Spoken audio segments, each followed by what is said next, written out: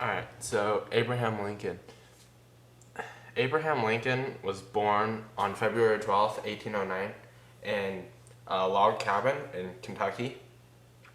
So Lincoln's life on the frontier has sort of become the stuff of legend. Like, he was a very good wrestler and axeman, and he would often take large logs and split them with an axe to make fence rails, which is where he gets the name the rail splitter from. But he also didn't have very much access to public education, so he had to teach himself how to read.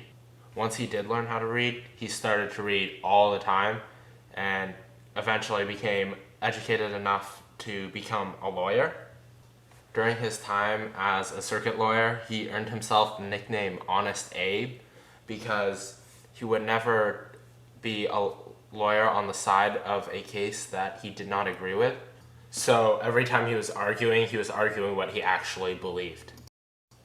He was actually elected for one term to Congress for Illinois as a Whig.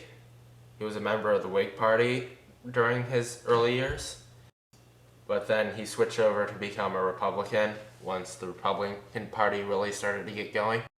He was actually almost nominated the Republican candidate for vice president during the 1856 election. Alright, so the great debates. Lincoln decided to run for senator again. He was running up against the famous debater Stephen Douglas, who was a Democrat. But Lincoln was pretty confident in his debating abilities because even though Douglas was famous for how good of an orator he was, Lincoln still challenged him to a series of 7 debates for the Senate seat. The biggest issue of the debate, of course, was the expansion of slavery into the West. And Lincoln's famous question, which he posed to Douglas in the second debate at Freeport, which became known as the Freeport question, was whether or not the Supreme Court had supreme jurisdiction over the people of a territory. That's to say, after the Dred Scott decision, the Supreme Court had decreed that any slave can be taken by the slave owner to any state that the slave owner chooses to go to, and the state cannot free the slave because the slave is considered the slave owner's property.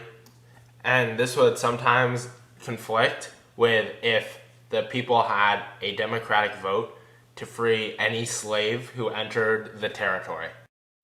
So Lincoln's question to Douglas was who would be supreme, the Supreme Court or the will of the people.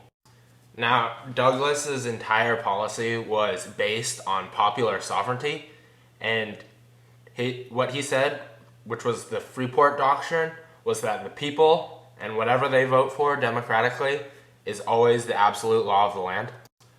Douglas didn't think that the territories would vote to extend slavery, so they would control the spread of slavery by themselves.